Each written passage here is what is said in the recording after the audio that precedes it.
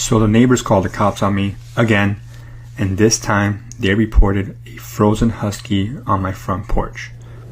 And when the cops showed up, they said that husky needs to go inside or he's gonna freeze to death. And if I don't put him inside, that puppy is going I'm to going to jail. freeze.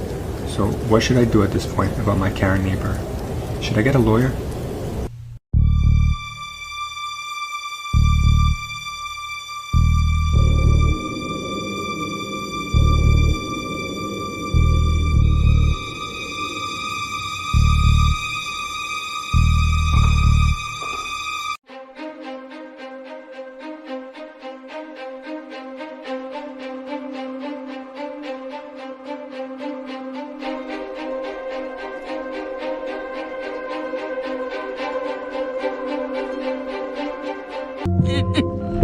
No! No! No! No! No! No! No!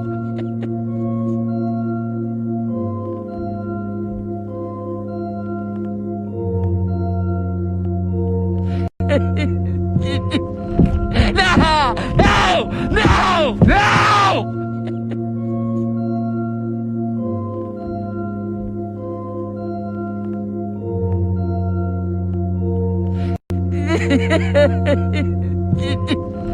No! No! No! No!